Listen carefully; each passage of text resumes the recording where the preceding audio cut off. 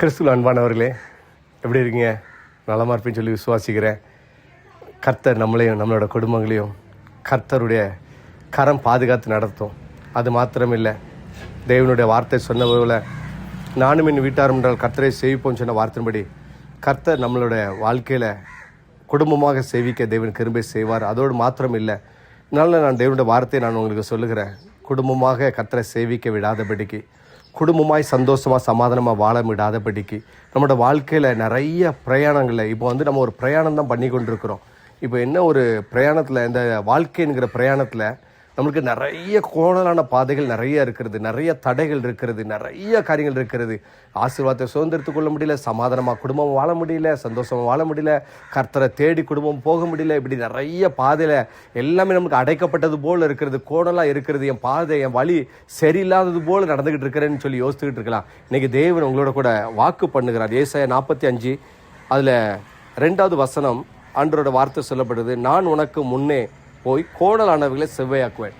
இந்த நாளில் நமக்கு கோணலாக என்ன இருக்கிறது, நம்மளோட வழியை கெடுக்கும்படியாக, கோணலாக இருக்கும்படியாக, நம்மளோட வாழ்க்கையை டைவெர்ட் பண்ணும்படியாக இப்படி இந்த இருக்கிற இந்த கோணலானதை நான் செவ்வைப்படுத்துவேன்னு சொல்கிறாரு. நேர்படுத்துவேன், சரிப்படுத்துவேன் என்று சொல்லி ஆண்டவர் வாக்கு பண்ணுறார். அன்பானவர்களே, இந்த நாளில் எவ்வளோ ஒரு அருமையான ஒரு வார்த்தை தெரியுமா? நான் உனக்கு முன்பாக சென்று, யாருன்னா வானத்தையும் பூமியும் படைத்த கர்த்தர், நான் உனக்கு முன்பாக செல்லுவேன்னு சொல்லியிருக்கிறார். வேதத்தில் யாத்திராமத்தில் சொல்லப்படுகிற ஒரு வார்த்தை, என் சமூகம் உனக்கு முன்பாக செல்லும் என்று சொல்லப்படுகிற வார்த்தைப்படி அவர் நமக்கு முன்பாக செல்லுவார். ஆண்டவர் நமக்கு முன்பாக கடந்து போவார். நமக்கு முன்பாக இருக்கிற எல்லா தடைகளை கர்த்தர் உடைத்து போடுவார். அது மாத்திரமில்லை, நமக்கு வரக்கூடிய ஆசீர்வாதத்தை தடுக்கிறதுக்காக நிறைய பேர் நிறைய காரியத்தை செஞ்சுட்டு இருப்பாங்க. உங்களுக்கு வரக்கூடிய வேலைகளில், வேலையாக இருக்கலாம், இல்லை தொழிலில் ஒரு ஆர்டராக இருக்கலாம், இல்லை ஏதோ ஒரு ஆசீர்வாதங்கள். இங்கே பற்றி நிறைய பேர் சொல்லுவாங்க பாருங்கள், வாசப்படி வரைக்கும் வந்துட்டு வீட்டுக்குள்ளே வரல அப்படின்பாங்க. இப்படிலாம் நிறைய சம்பவங்கள் இருக்கும். இந்த நாள் நான் உங்களுக்கு தைரியமாக சொல்லுகிறேன், நான் உனக்கு முன்பாக சென்று கோணலானவர்களை செவ்வைப்படுத்தி என்று சொல்லி அதில் ஒரு அருமையான 4வது ஒரு வசனம் சொல்லப்படுகிறது பாருங்கள்.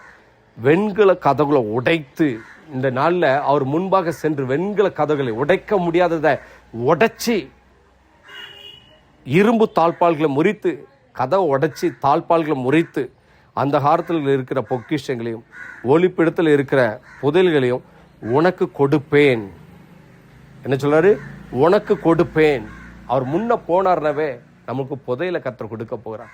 ஏதோ ஒரு புதையல் காத்திருக்கிறது. அன்பானவர்களே, எதிர்பாராத ஆசீர்வாதம் நம்மளுக்கு காத்திருக்கிறது. முன்பாக சென்று கோணலானவர்களை செவ்வைப்படுத்தி ஒரு பெரிய புதையலை கர்த்தர் கொடுக்க போகிறார். விசுவாசிக்கிறீங்களா? நம்புறீங்களா? இந்த வார்த்தை மூலமாக எத்தனை பேர் எத்தனை ஆசீர்வாதத்தை பெற்றுக்கொண்டிருக்காங்க தெரியுமா?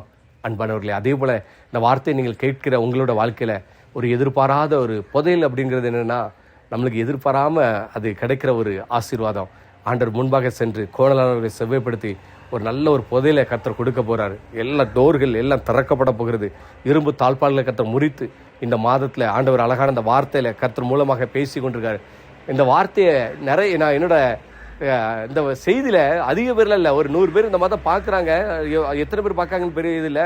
ஆனால் இந்த செய்தியில் கண்டிப்பாக எப்படி யார்கிட்ட பேசணுமோ அவங்களுக்கு பேசி, அவங்களுக்கு எத்தனை செய்தி, எவ்வளோ சாட்சிகள் நாங்கள் கேட்டிருக்கோம் தெரியுமா? அதனால தான் அந்த சாட்சிகளை கேட்கும்பொழுது தான் இந்த இந்த ஊழியத்தை விட்டுறக்கூடாது அப்படிங்கிறதுக்கு தான் இந்த ஊழியத்தை எவ்வளோ துரிதமாக செய்து கொண்டிருக்கோன்னு கர்த்தருக்கு தெரியும்.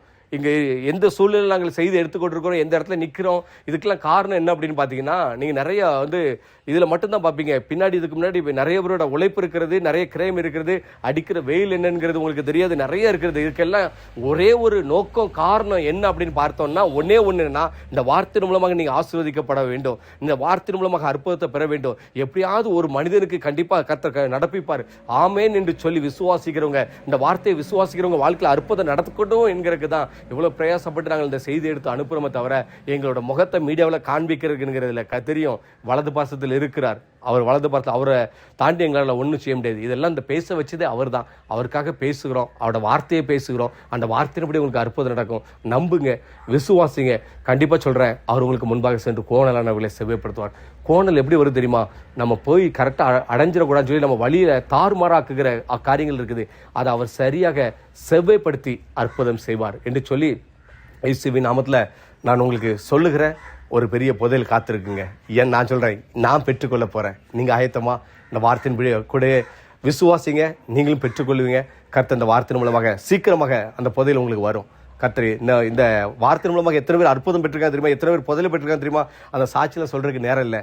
நிறைய காரியங்கள் இருக்குது. அதே போல கர்த்தர் நமக்கும் கர்த்தர் செய்ய போறார், எனக்கும் செய்ய போறார், உங்களுக்கும் செய்ய போறார். விசுவாசிங்க, தேவனுடைய மகிமை காண கர்த்தர் அனுக்கிரகம் செய்வார்.